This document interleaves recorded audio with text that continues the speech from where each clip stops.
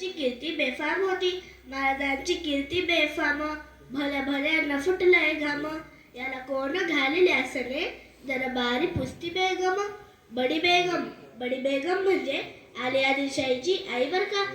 लजरेत तिच्या अंगार, दरबार झाला गप्पगार. कुणी घेईना पुढाकार, साऱ्यांनीच मांडली हार. इतक्यात अचानक एक सरदार उठला, बोलला, हम लाएंगे शिवाजी को. आणि त्यानं विडा उचलला.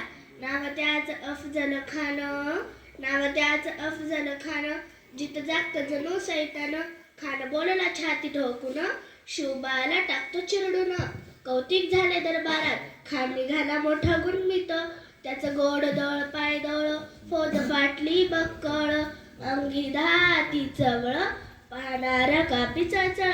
वाटेत भेटेल त्याला चिरडीत ठेसी. खानाची सेना निघाली, गावाच्या गाव लुटली. देवळ उद्ध्वस्त केली, आया बहिणीशी अब्जून लुटली. कोण रोखणार हे वादळ. आता शिवबाचं काही खरं नाही. इकडे निजाम, तिकडे मोहोल, पलीकडे इंग्रज. जत हेच बोलू लागला, राजाची सेना मोठ बरं, खानाला कसा ठोकणार. काय लढवावा होणार, चिंतेत पंत सरदार. अशा वाघिणीचा तो छावा, गनिमाला कसा ठेसावा.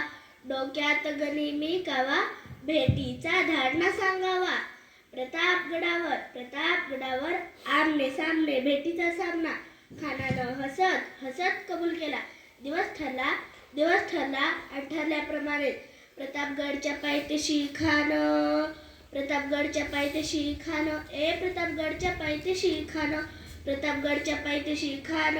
बेगुमान त्याला नाही जात. शिवाजी राजाच्या करमतेची त्यास नाही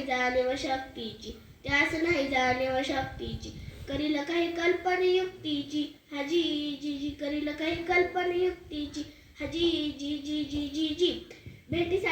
भेटीसाठी महाराजांनी एक शानदार शामियाना उभारला होता. भेटीसाठी छान उभारीला नक्षीदार शामियानाला.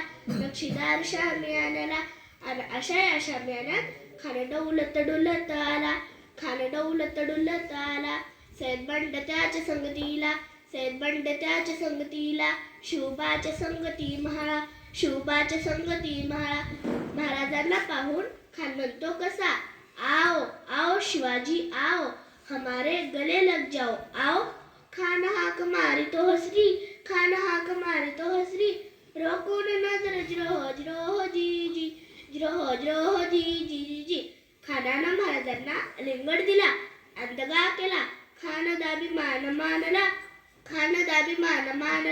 कटरेचा वार त्याने केला. खरखरा आवाज झाला. चिलखत होत अंगाला. खानाचा वार फुका गेला. खान अडबडला. इतक्यात महाराजांनी पोटामध्ये बिचवा ढकलला. वाघनखांचा मारा केला. टराटरा फाडलं पोटाला. तड गेला खानाचा कुत्रा, बाहेर आला जी. अशा आपल्या महाराजांनी सैतान अफजल खानाचा वध केला. अशा आपल्या महाराजांना मानाचा मुजरा. जय जिजाऊ जय शिवराय.